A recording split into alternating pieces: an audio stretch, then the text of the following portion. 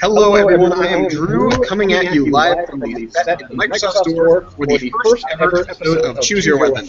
Whether it be a controller, a 20-sided die, an ice skate, a pickaxe, or something that just smells really bad, we've got you covered.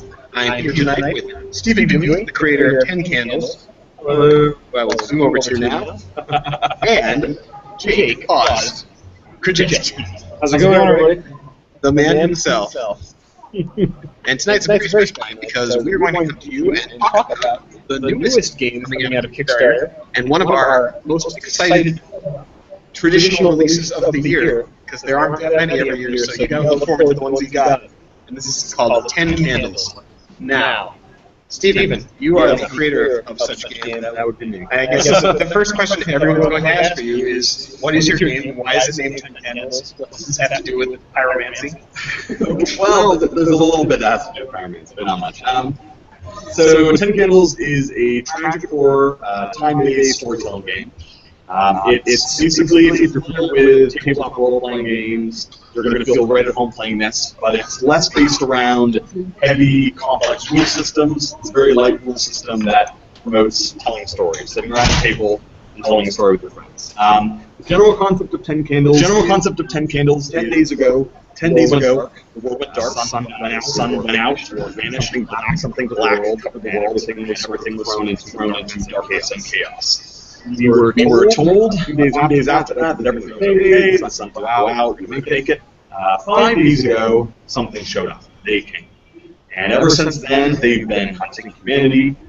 They've been hunting us down one by one, and the only thing they hate more than us is the light. So this game, you and your friends take the role of a group of survivors, basically trying to save the light, escape the monsters, and accomplish something of significance with your few hours.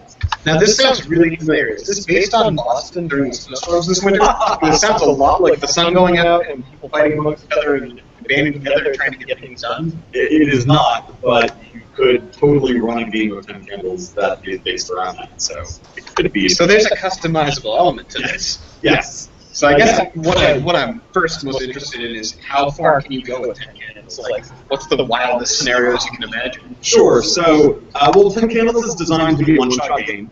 You're not really going to have any story or characters carry over from one game to the next. So you're going to sit down, play a 3 to 4 hour game, 2 to 3 hours, and then that's going to be it. That will be the end of the story. Insofar as that, you can really set up the game to run any kind of story that you want to. Included with the game is a number of what I call modules, which are basically like a mission briefing. And so the standard kind of pitch I gave of the world went dark and you're trying to survive, that's sort of the default setting.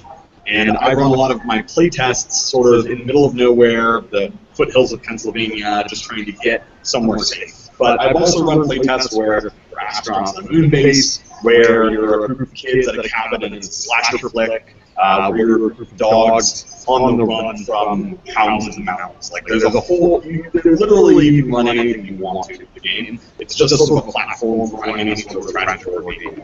So the way you have designed it, it's a lot of. It's almost like a map. It's like choose your own one. You have your own enemies, your own scenarios. So it could be vampires, it could be aliens, it could be monsters, it could be Bigfoot, it could be natural disasters. So there's sort of like a insert axis into the middle. Right. So basically, you have the basic setting, which is the world's gone dark. From there, whatever you want to insert is kind of your own thing. So every game you play, you're going to have different antagonists. You'll have different monsters. You'll have different challenges that the players come against, potentially entirely different settings. You can play a game of Cthulhu one day and play a game of zombie apocalypse the next, because it changes from day to day. Now, the 2 to 3 hour playtime is really great as far as the features concerned. I mean, like, I played games of Munchkin that have lasted much longer than that, but this you can really get into like a deep story. So I guess what I'm going to ask is, what limits the game time, and how are the candles concerned with this whole thing? Because I understand they're a gameplay element, right? Right. So 10 Candles is the name of the game for a couple of reasons. One, to sort of identify with that stay in the lights theme. But the game is meant to be played ideally in a pitch black room. When you're playing it, if possible, you'll be playing only by the light of 10 tea light candles. So the game is in some ways limited because when those candles go out, one by one as the game goes on, the room gets darker and darker. When the last candle goes out, it enters the last scene of the game that you're playing just in pitch blackness. So you are limited in time, even if you don't force the end by bad die rolls, it will sort of naturally come to a conclusion with the candles. So you can't see it all at that point. Ideally, no. That makes it a lot more fun if you can't see it. It's just a narrative wrap-up. Right. It's essentially a narrative wrap-up. Your entire party has died. Your entire party, well, true, your entire party does in fact die at the end, so that is correct. So I guess what I'm asking in the future is, could 10 Candles be releasing some glow-in-the-dark D20s? So that is actually something that's been considered. I know we're going to be putting out some custom dice as part of the Kickstarter project. I don't think they're going to be glow in the dark, but that has been tossed around as an idea for if there's ever a second release or a deluxe edition having some glow in the dark dice. So that may be in the future. So you really have talked about this a little bit. So you talk a lot about how this is a storytelling game versus an RPG. Can you explain a little bit about that and maybe talk a little bit why you want to make a storytelling in general? Sure. So storytelling games as opposed to role-playing games. I grew up on Dungeons & Dragons. I do a lot of those games that have the really intense rule systems, the really complex and heavy tactical elements. I've played sort of role-playing games. And a few years ago, I was introduced to the idea of story games or indie role-playing games where the entire book is like a 60 to 70 page half paper size book. It's like this little slim softcover. And it's all about story rather than the rules. It's incredibly simple rule system, a very, very light setting. And from there, you can sort of take everything you know about role-playing games, throw it out the window to embrace a whole different and specialized kind of storytelling. So I really fell in love with that and immersed myself in the story game community. So when I had the idea for this game, it seemed to fit that kind of mold a little bit better than the highly tactical, miniature-based combat or the really heavy rule systems. Is it still character-based? Like, so it still sounds like it's still a narrative-based game. It's more like people are playing their character. It sounds like it's developed. Right. So the conflict resolution system is very simple. It's very pared down. Most of what you're going to be doing is talking out a story. So there's not really ever going to be a situation where you'll say, I hit the thing with my sword and then roll the dice. Or even if there is that moment, then you'll be asked as a player to say, okay, well, what does that look like? How do you succeed or how do you fail? So it asks a lot more in terms of sharing the narrative. So even if you're not being the GM or running the game, you're still going to have a really heavy hand in story. Okay. So my question, I guess, would have to be from this point, what does losing or dying in this game look like? How would that unfold for you with the 10 Candles world? Yeah, Hellhounds would be involved. Right. Well, so what happens as the game goes on? So to explain that really well, I'm going to touch briefly on the conflict resolution system. Basically, how that works is that at the beginning of the game, the players have a pool of dice. It starts at conveniently 10 dice, and they have just that. It's a communal pool of all players share. As you go through the game, if you ever have to overcome a conflict, so something that requires a little bit of skill or luck or just has an outcome, you roll that player pool of dice. As long as you get at least 1 6, you're successful. It doesn't matter what you're doing, if you're operating your car or shooting someone or just rummaging around for supplies. You get a 6, you succeed. And if you get more 6s than the GM, as they're rolling their dice pool starts at 0. You get more 6s than them. Wait, they start with no die? They start with no dice. How do they win rolls? So they don't. And there's if you fail. Right, so there's no spoilers. Even though Yes. I play all games myself, so that makes sense to me. Even though the GM will be rolling dice, they're not rolling to win. As long as you get a 6, you succeed. It doesn't matter what the GM rolls. If you roll more 6s than the GM, however, then you win what's called narrative control. So if you are successful and you get more 6s, you tell everyone what that success looks like. Oh! Right, so the GM doesn't say, oh, you find these things. when you're looking for supplies, or this is what happens when you shoot it. The GM says, okay, you opened the door to this room. What's inside? You get to hijack the story? Totally get to hijack That's the story. amazing! It's cooperative. Right, it's cooperative story, which is a big theme in indie storytelling games and in story games. That idea of shared narrative control is a big part of it. It's more complex than bigger games. It's still what it just popped up in is if you played the new Age of Rebellion or Age of the Empire Star Wars games, which are all like fantasy story, there's a mechanic that's built into that. You organize it. They have like years sort of you guys this game, and you can roll failures, which are bad. You don't say. Or you roll what are called triumphs or advantages, and if you get more advantages than the DM, if you get more, you get a triumph. You essentially get to start. So you're like, oh, I'm shooting the Sky Fighter, and you're like, I didn't get any success, but I rolled Sky. It's like, okay, what happens? Well, he's sort of avoiding crashing an asteroid. It's like, okay, that happens. Like, because I rolled. Right. Right, so there's that element, and then the one that is a little bit, the part of that's a little different for 10 Candles, and part of the reason you can play a pickup game in an evening without really any preparation is that in addition to you rolling dice when it is something that you normally roll dice for in any game, like fighting or combat or doing some skill check, you also roll dice when there's simply an outcome that's not known. So if the GM can tell you there's a door in front of you into the back room, or there's stairs down in the basement, and you say, okay, I'm going to the door, the GM can ask you for that. And then if you succeed, they'll say, okay, what do you see on the other side? And they literally will hand the entire game to you to make any vast determinations about what is actually behind the door. So there's a huge level of shared narrative. That's really nifty. Kind of reminds me almost like a Whose Line Is It Anyway improv game or something, where you're telling a story together and it's randomly switching off from person to person. So I guess, like, what you said that you mentioned it's like lightweight and easy to play. So what's required for 10 Candles? Like, how easy is it to bring it around, start up a game, and go? Sure. So obviously, the desired setup of 10 Candles is usually the trickiest part because you want to play it in a dark room and you want to play it somewhere where ideally you can burn candles. I have gone around both of those in playtests. I played it at conventions. I played it in brightly lit rooms surrounded by other gamers with LED candles, and it's fine. Do they go out, LED candles? Well, they go out. Candles go out as a result of the field conflict as well. So they don't have the randomness that is sometimes exciting that someone knocks out 6 candles all at the same time on accident, and they are out. They don't get really lit, right? So there's some fun in that kind of setup. Like when Oz spills his beer on the tent. Right. Things like that. You doomed us. Doomed us all.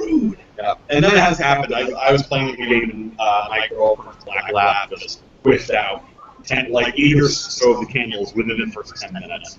So essentially, that was a short game. He's a god of the 10 Right. So that stuff can happen, but really to play, you need 10 light candles, whether they be real or LED. You need a handful of cards, maybe like 10 or 20 to really get you started. Something to light candles on fire. A bunch of 6-sided dice, and that's really it. I also usually suggest people have something that can record voice. A lot of problems don't like voice or rap, so something like that usually pretty well, but pretty much it. Why do you need to record voice? So one aspect of the game is something called the final recording.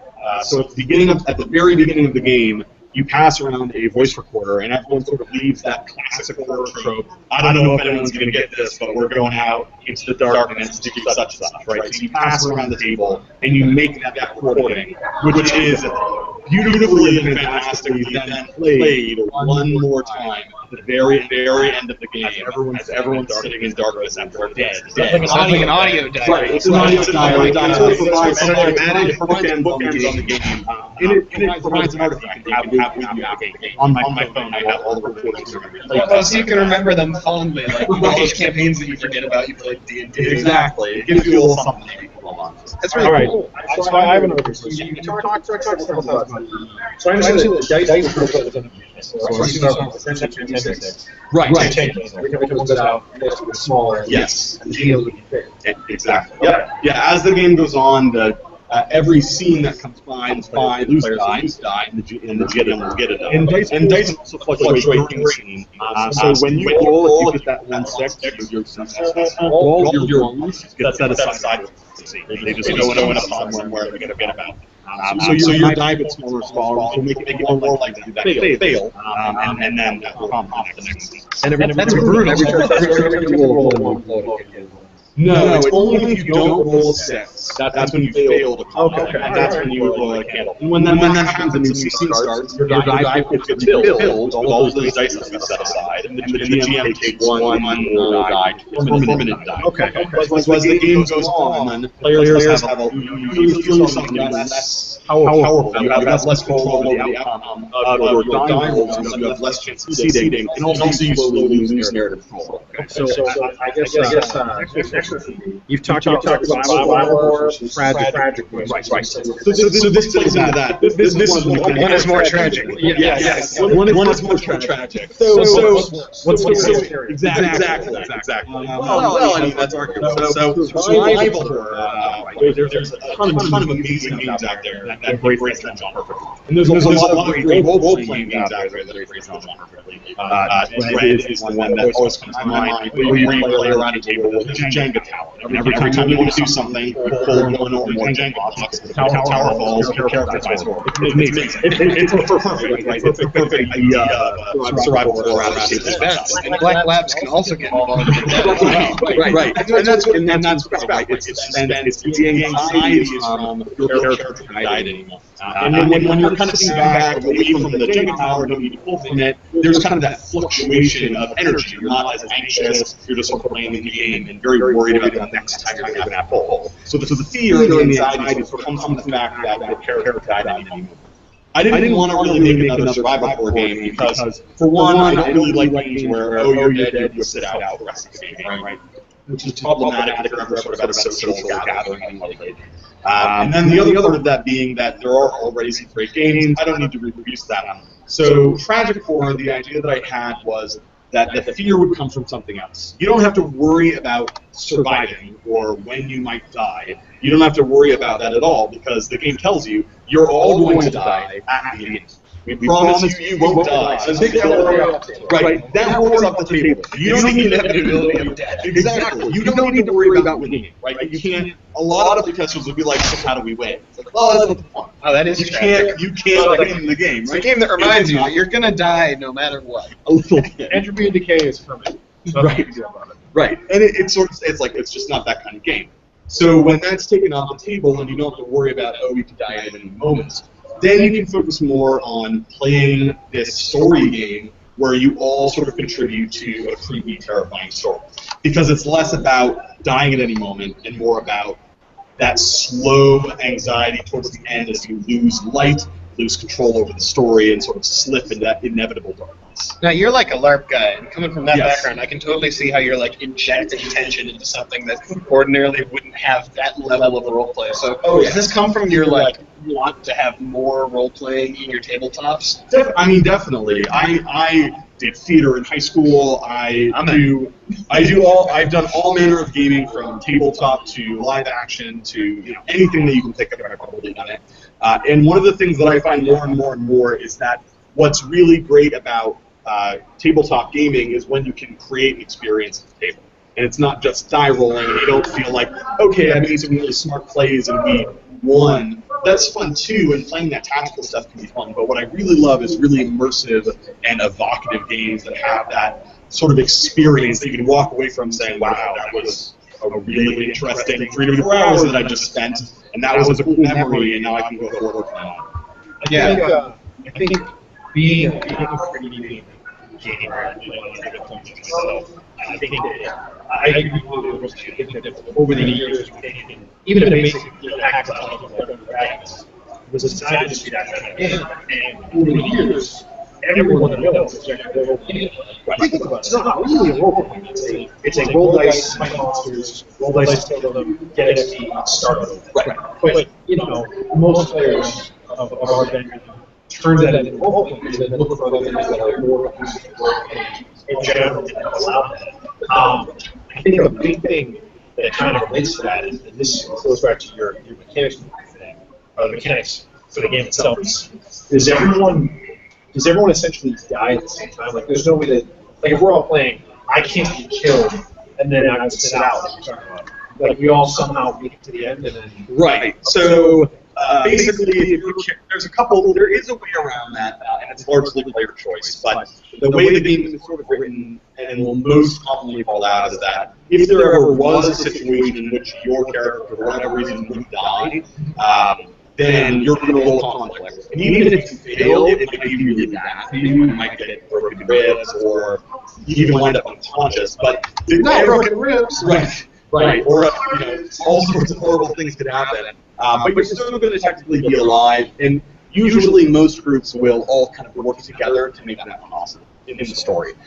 There is an option if you fail a particularly lethal or dangerous conflict, like a car, you're unable to stop a car before it goes over a bridge, or any number of things like that, and it's kind of labeled as a more lethal conflict. You can, if you want to, and you feel it's thematic in the story, choose to have your character die. So you can technically have your character die early. The benefit of that being that you sort of die on your own terms. And normally, in the case of a failed encounter, GM will always narrate it. But in that case, you would get to narrate your death. So it's sort of a way out earlier in the game if it feels right. But most of the time, everyone will live. Or a group has Right. Yeah, something like that. I love the idea of narrating my own death. I do it almost daily. So I guess the only question that remains here is, everyone's going to be at PAX next week. Will we be seeing you there? Yes, absolutely. I will be at PAX next week. I will be both at the Indie Bazaar booth, which is in the tabletop area, and I will be joined there by a ton of really amazing other story game designers. I will be pitching and selling our games there. And people can play 10 Candles, right? People can also play 10 Candles. I'll be also at the Games on Demand booth, which is also in the tabletop area, where you can pick up story games. So I'll be there running Candles on Friday and Saturday morning as well. So if you're interested in playing or even what it looks like, stop by there. Fantastic. Well, I think that's all the time we have to delve into 10 Candles today. Maybe next week we can come back to 11 or 12 candles. I don't know. What do you do? I think the next episode we would have to get a couple people and an actual full play place where everybody can check it out at home and see how that works out and see if it makes the night or tour. Survive the zombie vampire space dragon rising. Spoiler, you can tune in to see how spectacular they will that. Well, I think that's all for the show today. Whether it be elf shoes, offered daggers, 20-sided die, candlesticks, 10 candles, 9 candles, I don't care. This has been Choose Your Weapon. Thanks for coming by. Come see us next week at PAX. We'll be at the art booth and be where he said. Yeah, you cannot miss it. We'll be the size of houses. Except they'll be normal size. Right.